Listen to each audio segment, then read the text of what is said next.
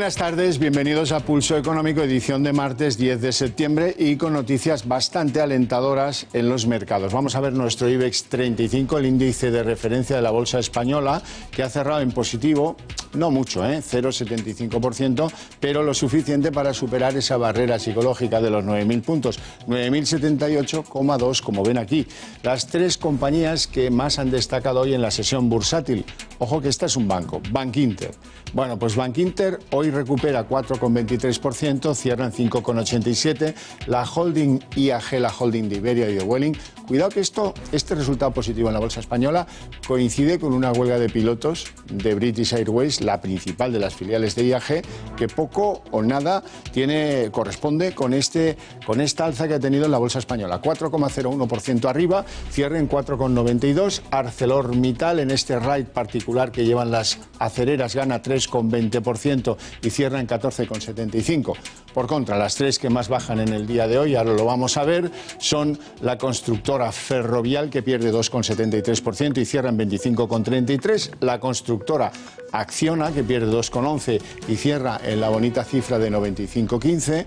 Y la holding de Telecinco, Mediaset, que pierde en la sesión un 1,89% y cierra en 6,12%. Los fundamentales de la economía española. Hoy no tenemos grandes cambios. La aportación al Producto Interior Bruto sigue centrada con datos de junio en el 0,5%. La inflación, el IPC, también con datos de agosto, significa que hemos acumulado un aumento de los precios del 0,3%. El desempleo, el paro, ponemos aquí, en agosto afecta a 3.065.804 españoles. Y el Euribor, que está en otra película, 12 meses de promedio en menos 0,358. Y hasta aquí los datos, vamos con las noticias que van a componer lo esencial de nuestra tertulia La Barandilla. El abogado general del Tribunal Europeo de Justicia abre la puerta a que ese tribunal emita una sentencia que pueda declarar nulas las hipotecas referenciadas con el IRPH por su falta de transparencia. Los bancos del IBEX han reaccionado con caídas iniciales, luego se han recuperado por este clarinetazo que nos da el abogado general del Tribunal Europeo. En nombre del Gobierno, la ministra en funciones de Economía, Nadia Calviño, dice no prejuzgar este dictamen. Y hace bien porque no sabemos qué es lo que va a pasar. Y la sentencia no llegará hasta, previsiblemente, enero del año que viene. El déficit público se eleva un 17% en el primer semestre, pero el del Estado cae un 21% hasta julio. Datos negativos de la compra de viviendas. Resulta que la compra de viviendas retrocede un 20,8%, casi un 21%, y los precios de la vivienda que se han transado caen un 1% hasta julio, según datos de los notarios, que son los que saben de estas operaciones. Noticias de empresa. Inditex, Zara Home, que es una de sus filiales, empezará a vender pronto muebles y electrodomésticos, al tiempo que la matriz Inditex roza los 90.000 millones de euros de capitalización bursátil, que se dice pronto. Noticias de Telefónica, que aborda un plan de bajas incentivadas para sus empleados mayores de 53 años y que sean de la filial española. Persiguen 6.000 bajas voluntarias. Luego nuestros invitados nos van a aclarar los puntos y las íes de este asuntito. Les comentaba antes la huelga de pilotos de British Airways, la principal de las participadas de IAG, el holding IAG. Le ha costado a la británica unos 200 millones en bolsa esta jornada de huelga de pilotos, que ha hecho anular innumerables vuelos, servicios de esta compañía británica. En Francia, la francesa empresa pública EDF se desploma en bolsa después de detectar fallos en sus reactores nucleares. Ojo que está muy cerca, y los fallos de los reactores, por mucho que aquí no haya nucleares, los franceses, que tienen más de 50, y sus fallos en los reactores sí que nos afectan y mucho. Y por último, Barclays es la primera firma de análisis bursátiles que ve la proximidad de una paridad entre el euro y el dólar y la prevé para los primeros meses de 2020. Hasta aquí las noticias, vamos ya a presentarles a nuestros invitados en La Barandilla. Bueno, don José Luis Fernández, jefe de estudios del Sindicato Uso, muy buenas tardes. Buenas tardes. ¿Todo bien? Todo bien. Don Miguel Ángel Bernal, profesor del IEB, buenas tardes. ¿Todo bien? Después de ver a Nadal, hoy ha bien. llegado muy relajado, no ha tenido que, Después de ver a no Nadal, ha tenido que darle al gas para llegar. Qué bien. Bueno, abrimos, si les parece, con este clarinetazo del abogado general del Tribunal Europeo de Justicia, que es un señor polaco y que ha dicho, oiga, vamos a ver, el mecanismo de cálculo de esto no era para nada transparente, dejaba bastante en ridículo al sistema la diferencia que había entre las hipotecas referenciadas al Euribor y las que venían referenciadas a ese IRPH que construía el Banco de España, que publicaba diariamente el BOE, pero que eso no es motivo ni razón, como dice el Supremo español, para que no se analice si eso era un abuso bancario, una mala práctica, y eso lo decidirá el tribunal probablemente en enero del año que viene. Si tal sucediera, si hubiera una sentencia desfavorable, tal vez podría obligar a declarar nulos buena parte de esos créditos hipotecarios, con un coste para los bancos que los tienen. Hay unos 16.500 millones de euros vivos en ese tipo de préstamos y eso sería, pues francamente, yo creo que letal para la banca española, profesor Bernal. Sí, sobre todo en los momentos que estamos. Hay que pensar que, a ver, ¿por qué se hizo y cuándo se hizo? Se hace en 1995. La diferencia con índices cortos se hace con 3 años porque era mucho más estable. Sí es cierto que cuando las curvas se empiezan a invertir, es decir, los tipos de interés a largo son más bajos, claro, los Euribor, los de corto, pues lo que hacían es que a las personas pues les reducían variables y ese índice. Ahora, lo calcula una institución como el Banco de España. Y yo haría una pregunta. Simplemente, y la dejo en el aire, yo no soy jurista, no entro dentro. ¿Alguien sabe lo que es el Euribor? ¿Sabe que el Euribor... sabe que otra cocina que ha tenido... El Euribor ha tenido cocina, ya que hablamos de Tezanos siempre, el Euribor ha tenido cocina con multas ultramillonarias. Sí, para entidades de primer nivel europeas por hacer trampas. No hay ni una española. Por hacer cártel para elevar el precio del Euribor. Sí, pero la cuestión de fondo me da la sensación, la cuestión de fondo es, lo haga el Banco de España o su porquero, eso era injusto manifiestamente y además no se le daba la capacidad al cliente de conocer que podría sufrir un incremento del coste de su hipoteca por este invento genuinamente español que fue el IRPH. Y eso, bueno, pues si lo tiran abajo, el coste, no sé quién tendría que heredarlo, pero a lo mejor la cuestión es que quizás tuviera repercusiones para incluso el Banco de España. Bueno, seguramente, pero vamos a ver, yo creo que los bancos no son tontos. Y entonces ya llevan tiempo haciendo provisión de fondos precisamente por lo que les puede caer, ¿no? Que es muy posible que les caiga. Yo creo que el informe que hace el abogado es demoledor. El abogado general de la Unión Europea lo que dice es, oiga, aquí hay falta de transparencia, esto está clarísimo. Entonces, cuando una persona va de alguna manera a contratar ese préstamo, no tiene todos los elementos de cómo se va a actualizar, cómo se va a revalorizar o no.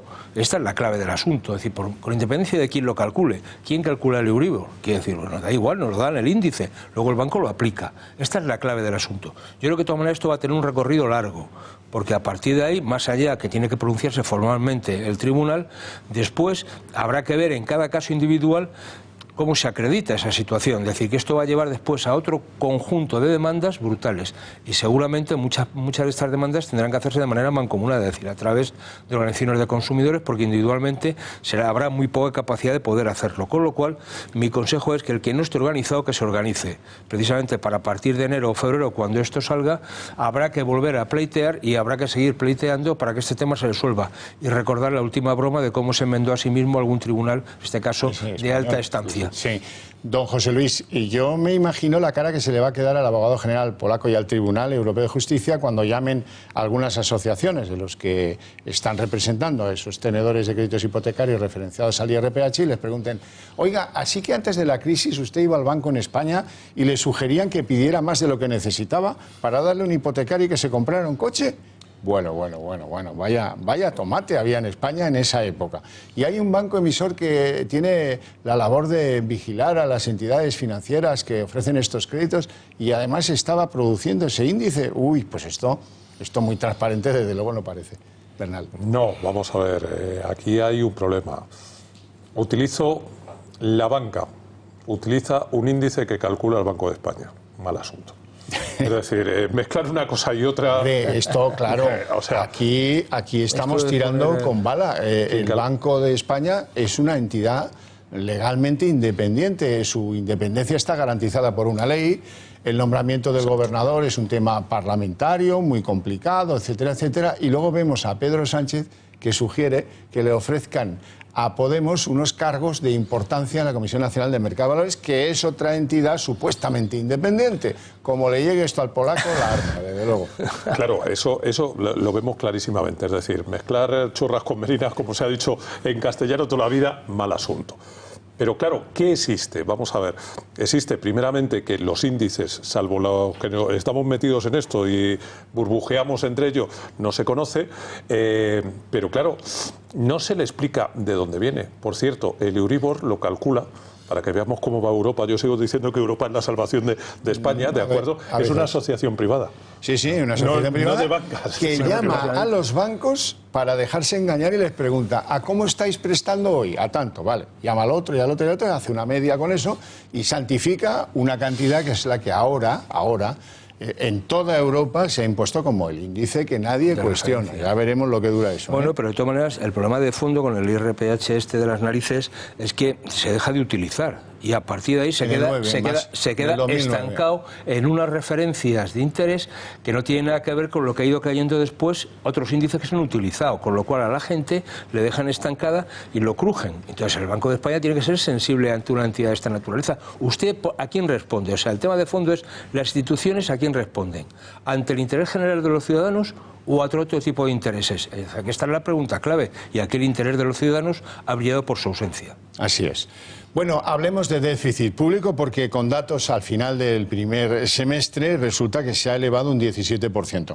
No es culpa del gasto del Estado, nos advierten interesadamente algunos, que solo pues ha caído por sí solo un 21%. Hay otros déficits, los de las autonomías, los de, en fin, los ayuntamientos grandes, etcétera, que son los que hacen que eso se eleve, que es lo que nos compete, en un 21%. Preocupante la situación del déficit porque si llega una eventual recesión nos deja con las manos atadas. No tenemos capacidad de movernos ni a derechas ni a izquierdas. Y además tenemos un gobierno que, por cierto, de eso también tenemos que hablar, con la reunión fallida de hoy, da la sensación de que esto ya termina en convocatoria electoral. Para lo bueno y para lo malo. Tiene elementos positivos y elementos, como casi todo en la vida, tiene cosas positivas, que es que lo leído como propuestas enviadas al señor Iglesias no va a surtir efecto, pero el compromiso electoral en noviembre veremos lo que produce en términos políticos. Y si atenemos nuestro juicio a las encuestas, parece que nadie discute que vaya a volver a ganar las elecciones, no digo que con la mayoría necesaria, pero que las vaya a ganar el Partido Socialista, con lo cual nos van a volver a poner ese documentito como guía de lo que va a ser el programa de gobierno que ofrezcan a los ciudadanos. Claro. Sí. Bueno, yo me he leído las más de 300 medidas. Ha sido usted el que las ha leído. Lo prometo. Ninguno de los negociadores lo ha hecho. En algún caso me sé hasta el número. Por ejemplo, la 29 y la 30 hablan de algo que a mí me encanta, que son el tema de las pensiones, que como José Luis sabe, yo lo sigo enormemente ese tema. Y cuéntelo, y que dice que van a echar abajo la reformilla que se hizo de las pensiones de 2013, lo cual tiene una implicación de gasto, que es en lo que estamos, de no menos de 30.000 millones. Aproximadamente 30.000 millones en el año 2050. Hay quien dice que 35, sí, por ahí andará. 30.000. Lo que pasa, a ver, como siempre, cuidado con las reformas, las reformas como los referéndums las carga el diablo. Vale, vamos a ver. ¿Y si este año el IPC fuera del 0? Bueno, eso están intentando. Pero si lo indexamos al IPC, pero es que, mira, recuerda, fíjate, no irse muy lejos, hace 3-4 años, IPC negativos. Entonces, el mínimo de subida de las pensiones era mayor que el posible máximo. Sí, así de señor, con lo cual algo no funciona. En cualquier caso, la reforma del Partido Popular, el propio Rajoy la enmendó con la ley de presupuestos que pactó con el PNV. Por tanto, la subida de las pensiones de estos 2 últimos años no es consecuencia del gobierno de Pedro Sánchez, sino es del acuerdo del PNV con el gobierno del Partido Popular, que acaba precisamente ahora con los presupuestos que ya están. A partir de ahí, si queremos subida de pensiones, o hay nuevos presupuestos o hay un real decreto que lo puede hacer y, por tanto, actualizarlas veremos con arreglo a qué índice. Pero el problema de fondo es qué pasa cuando los IPCs se van abajo. porque cuando van arriba está claro, y si la economía va bien, todo chachi. Pero... si me permites, eso es una clave. ¿Y la sostenibilidad de las pensiones? Lo que pasa es que largo me lo fiáis, señor Conde. O sea, ¿cuál es el problema? No, el problema de las pensiones es que cualquier reforma es una cuestión para que tenga sentido a muy largo plazo. Y como todo el mundo piensa en los 4 próximos años, como mucho, ya vendrá otro que se coma. Todo el mundo político. Bueno, todo el mundo, todos los políticos que tienen que gestionar. Y por tanto, cualquier medida. O sea, ¿qué diferencia hay sustancial entre la reforma del Partido Socialista y la del Partido Popular?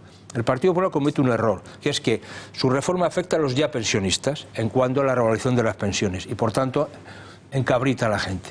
Mientras que la del Partido Popular es mucho más, perdón, la del Partido Socialista es mucho más profunda, va a llevar una disminución en torno a un 30% con respecto a las actuales pensiones, pero como se produce en 20 años, pues aquí paz y después gloria. Al maestro Armero que se decía pues antes. Ahora eso que estamos viendo es nuevamente la repetición de lo que tú estás viendo. Es decir, mi inmediatez. Tengo una masa enorme y además tengo un PNV que va a ser muy sensible a esto, porque tengo manifestaciones todos los días. ¿Y qué es lo que quiere? Que se le transfiera no la caja, la regulación sobre los ingresos y que los gastos se paguen desde la caja central.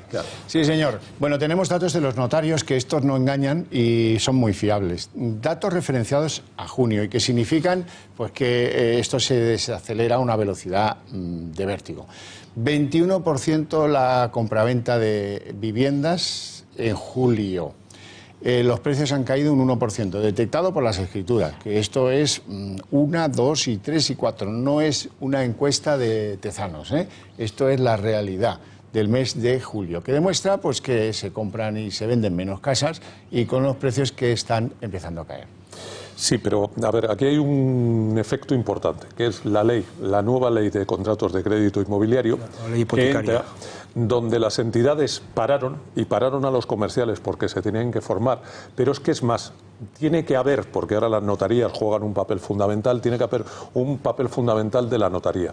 Eso significa que ha habido que desarrollar un canal de comunicación entre las hipotecas y los notarios que hasta ahora precisamente no ha estado demasiado cerrado. Entonces, ojo, tenemos otros datos que avalan la ralentización.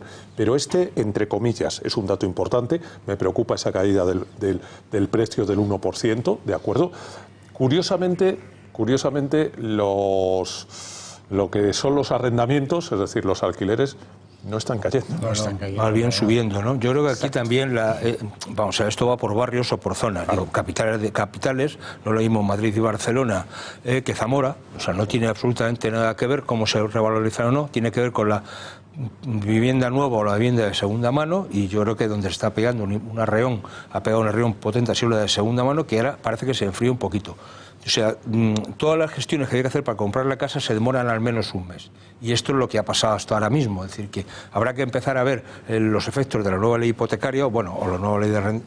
Bueno, todo esto, es decir, porque al menos hay que ir 2 veces al notario, por lo menos.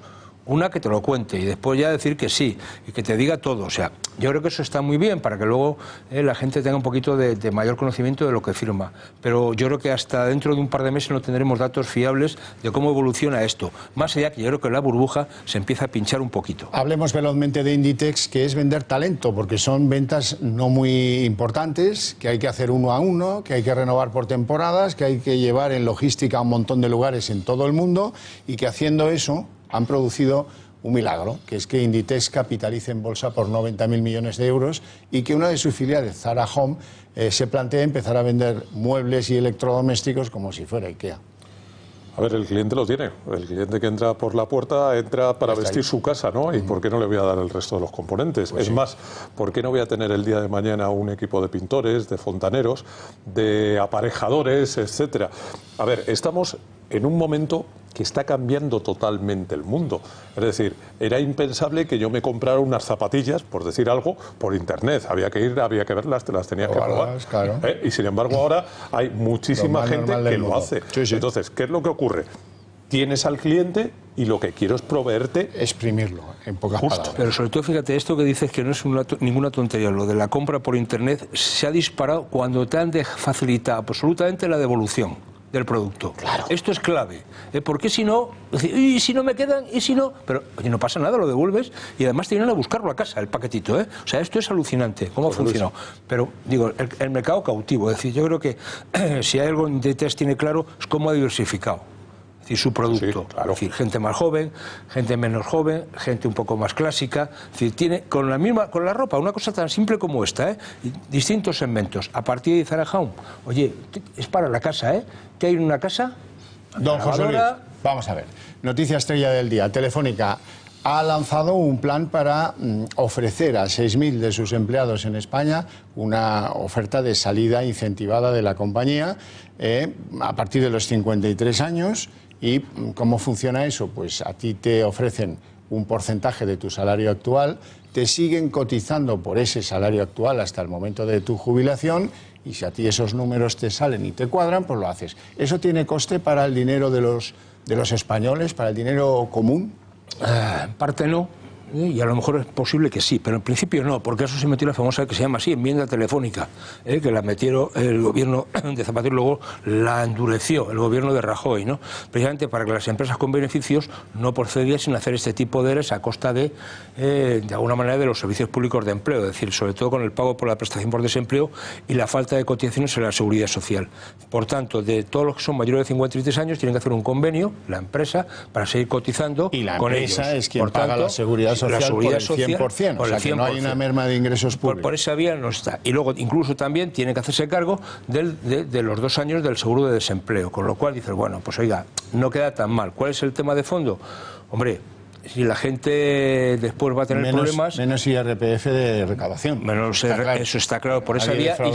Y segundo, ojo con este tema, es decir, que cuando tú te puedes desgravar algunas aportaciones, por ejemplo, el tema de los seguros o planes de pensiones, en este caso, aunque sea un seguro, como no tienes ingreso, no te lo puedes desgravar. Con lo cual, te van a crujir por un ingreso que no es un salario y que te van a... Por tanto, yo lo que le digo a la gente que entra en este tipo de operaciones, tengan ustedes en cuenta la posible pago a Hacienda por este tipo de bromas, ¿no? Porque no hay ingreso que te puedas desgravar. El prisma fiscal, digamos. Efectivamente. A ver, hay una caída de ingresos, es IRPF, pero es IVA, porque la oferta no es el 100%. Si yo no recuerdo mal, no sé si es el 63, sí, 60, menos de 70. Vamos a ver. En el tono del 70 como mucho suele estar. Pero entonces hay una caída de la renta del 30%. Si además de eso, yo lo que estoy pensando en el consumo es la renta disponible, y José Luis lo acaba de explicar perfectísimamente, temas de fondos de pensiones, etcétera, sí que tiene una afectación. Es menos caldera en la locomotora común, para entenderlo. Y el IRPF y el IVA son... O sea, no tiene que ver tanto con la seguridad social, sino digamos con la otra caja común con la con la que nos de alguna manera financiamos los bienes generales, es decir, los impuestos. Claro. Bueno, y además yo tengo que contarles que Telefónica, cuando ha explicado este plan, Payete, su presidente, está claro que lo hace como una medida preventiva. Por si acaso. Es que en España una de las, yo creo que, bueno, parece la que... La confianza en el futuro de los despidos colectivos, una de las formas que es la razón organizativa, que tiene que ver mucho con el despido por si acaso. Por si acaso me vienen mal dadas o por si acaso no me vienen tan buenas como ahora, pues voy a preferir aligerar carga, ¿no? Y sobre todo ahora que tengo beneficios y recordar que Telefónica está haciendo caja, vendiendo. Sí. Claro, a ver, Telefónica tiene que bajar el endeudamiento, porque es que su grave problema yo creo que no es tanto la plantilla como el endeudamiento.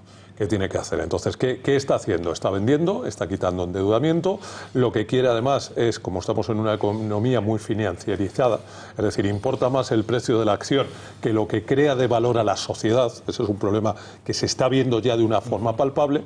Pues, ¿qué está haciendo? Bueno, pues buscando una subida de Telefónica, que están mínimos. Desde que Payete llegó y sustituyó, ya venía cayendo, pero es que ahora mismo está en mínimos. Entonces, claro, el señor Payete presentarse con una carta delante de los inversores, fondos de inversiones o el management, etcétera, ¿de acuerdo? La financiarización que decíamos hace un momento, pues es muy complicado. A lo mejor se le está moviendo el sillón o cree que se le puede mover el sillón. La cuestión de fondo es, ¿está Telefónica buscando una alternativa tecnológica, innovadora, que le permita crecer en el futuro? Eso es lo que van a descontar los mercados. Los mercados, este tipo de cosas, sí, reducen deuda. Bueno, está bien, claro, sí, pero poco a poco lo hacen, ¿no? Sí, bueno, pues no. Pero bueno, yo creo que... que reduce personal. Está bien, pero lo que quieren oír es estoy con un tema de 5G, estoy con un tema de tal y tengo expectativa de futuro. Bueno, yo creo que y otras formas de negocio. Yo me he quedado sorprendido viendo algún anuncio en la tele, ¿no? Que tiene que ver casi con cuestiones de carácter financiero, ¿no? Por parte de Telefónica, ¿no? Entonces digo, bueno, pues aquí ya, o sea, igual que te venden una conexión a Internet, te pueden vender un crédito perfectamente para el consumo y funcionar por la vida. Yo soy cliente de Telefónica, tengo un crédito de 4.000 euros que lo puedo activar en cualquier momento. Me están ofreciendo sustituir el teléfono que yo tengo por otro teléfono con un coste de 400 euros. ¿Cuándo me van a empezar a ofrecer viajes? Bueno, así no tengo que trasladar producto físico, sino servicio, y eso es lo que sabe hacer Telefónica, servicio. Claro, compite con otras empresas están descompensados, es decir, Google a mí me está leyendo mis correos. De ahí aparece la publicidad. Pero Telefónica, por ley, no puede escuchar la conversación que tengamos José Luis y yo, ¿de acuerdo? Claro, entonces, ¿significa eso que Google pueda hacer una publicidad orientada? ¿Orientada? No. Claro, ¿qué es lo que ocurre? A ver, no se puede competir en este campo de tecnológica. Es decir, aquí tenemos dos grandes monstruos, que es Amazon, que es Google, etcétera, y a partir de ahí tenemos una cosita en España que también está extendida internacionalmente, que se llama Telefónica, Movistar, como queramos denominarlo, y que por tanto en ese negocio de la red y del comercio electrónico está buscando también un campo de ingresos. Y que tenemos que considerar un patrimonio de este país, porque si hay una empresa conocida internacionalmente aquí, Santander y Telefónica, ese es el asunto. Bueno, señores, muchas gracias, no tenemos tiempo para más. Yo les espero mañana aquí a las 8 en punto, como cada día, para ver qué nos depara la economía, a ver si tenemos buenas noticias mañana. Muchas gracias.